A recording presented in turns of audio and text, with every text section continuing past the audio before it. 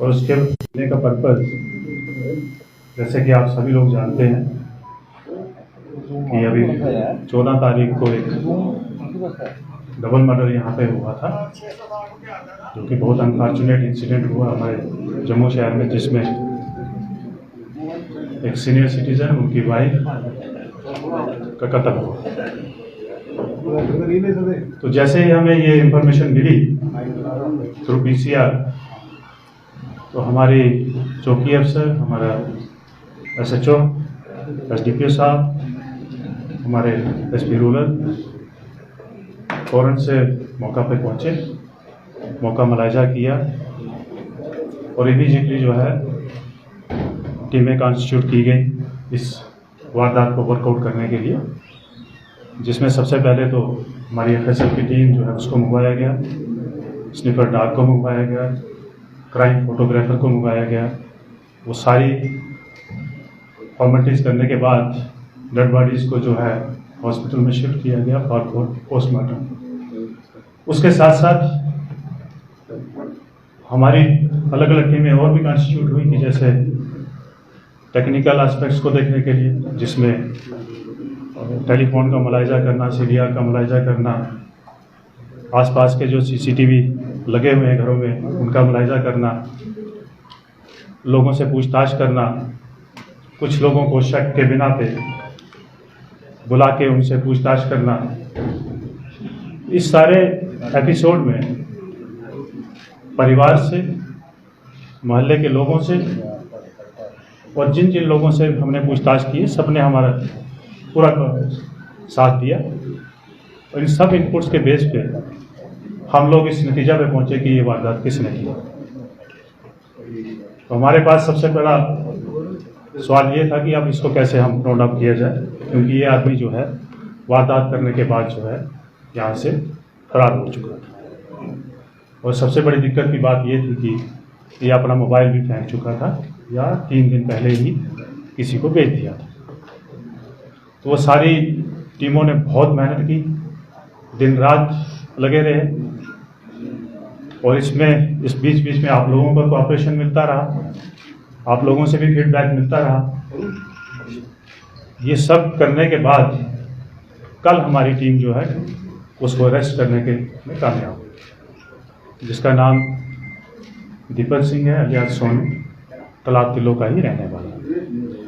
इसमें जो मोटी मोटी चीज़ें हैं वो हमें अभी तक ये पता चली है कि ये आदमी जो है इनका जानकार था, इनके घर में काम करता था, छोटे मोटे काम, जो कभी बाज़ार से कुछ मंगवाना, जो संजय चंदेल जी हैं उनकी सेहत ठीक नहीं रहती थी, उनकी मदद करना। तो 7-8 साल से इनके कांटेक्ट में था, विश्वास पात्र था, आना जाना फ्री था घर में। और इस आदमी ने ही इस वारदात को अंजाम दिया। इन्वेस्टिगेशन में और भी पता चला कि इसके पीछे वजूहात क्या हो सकती है। तो अभी तक जो हमारी इन्वेस्टिगेशन हुई है वो यही लगता है कि इस आदमी को पैसे की ज़रूरत थी, जो कि ये बार बार मांगता था। तो बार बार मांगने से जो परिवार है वो इरिटेट था। मैं भी कहीं थोड़ी बहुत कहा सुनी हुई होगी, उसी को लेके अभी तक जो हमारी इन्वेस्टिगेशन है उसको लेके इसने इस वारदात को अंजाम दिया। इसकी बैकग्राउंड में जब हम लोग गए हैं तो इसके परिवार से हमने पूछताछ की है।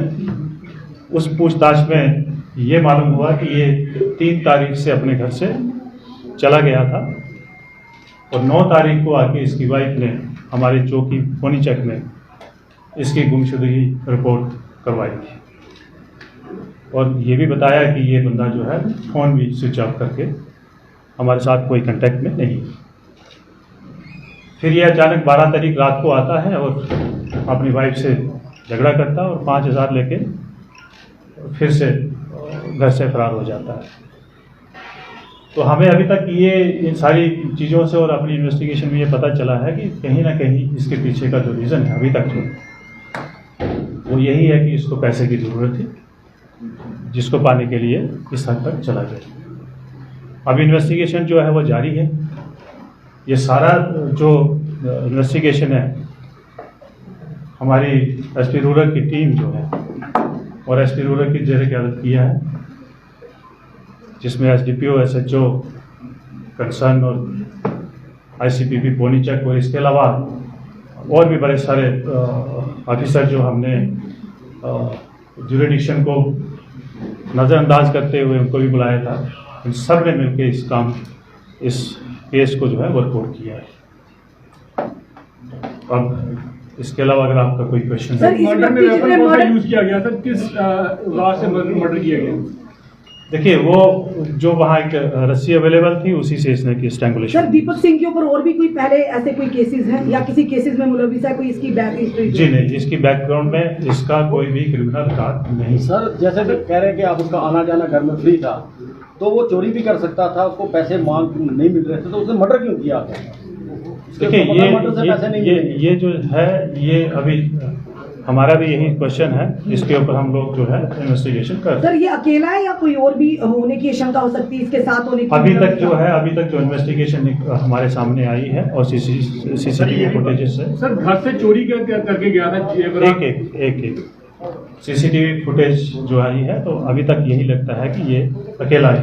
सर, घर से इसे सामान क्या क्या चुराया और रिकवरी कितनी हुई? देखिए, सामान के बारे में हम कुछ बता नहीं सकते हैं, क्योंकि सामान क्या था घर में, क्या गुम हुआ है, वो दोनों बता सकते थे, जिनकी दोनों की डेथ हो चुकी है। बच्चे दोनों जो हैं वो बाहर थे, पिछले 2-3 महीने से बच्चे बाहर ही थे, तो अभी घर में कोई भी इस बात को बता नहीं सकता है कि एग्जैक्टली क्या चोरी। दूसरा जो जब हमने इसको पकड़ा है तो इसके कब्जा से कुछ भी खास रिकवरी नहीं हुई। तो नया मोबाइल भी बताया जा रहा है इसने खरीदा, तो वो क्या मोटिव था इसका मोबाइल? देखिए, इसके बारे में अभी इन्वेस्टिगेशन चल रही है हमारी, इसमें अभी हम इतनी जल्दी कुछ भी नहीं कह सकते। सर, परिवार ने जो बताया है, तो क्या लगता है आपको कि परिवार ने सही बताया? हो सकता है जिस तरह से आपने कहा कि मिसिंग रिपोर्ट करवाई गई है, कि जानबूझ के एक साजिश रची गई हो, या परिवार को इसके बारे में जानकारी हो? सर, देखिए, इन पहलू के ऊपर हम लोग इन्वेस्टिगेशन कर रहे हैं। तो जम्मू पुलिस के पास कोई ऐसा डाटा है कि सीनियर सिटीजन कितने अकेले रह रहे हैं? आपकी ई कॉप भी है, कितना अवेयरनेस करते हैं आप ई कॉप को यूज करने के लिए जिस ट्रस्ट में आपके सीनियर सिटीजन? देखिए, ये चीज़ जो मेन मुद्दा उसी के ऊपर बात करूंगा, लेकिन मैं आपके माध्यम से सभी जम्मू वासियों से रिक्वेस्ट करना चाहता हूं कि जब भी आप अपने घर में किसी हेल्पर को, किसी आया को या किसी भी बाहर के आदमी को अपनी हेल्प के लिए रखते हैं, तो हम ये बार बार, ये मैं आज की बात नहीं कह रहा हूँ कि मैं बता रहा हूँ, लेकिन ये पुलिस लगातार ये बताती है, ये लोगों से रिक्वेस्ट करती है कि आप उनका वेरिफिकेशन, उनका रजिस्ट्रेशन जो है वो थाना में करवाइए। सर, 72 घंटे के अंदर उससे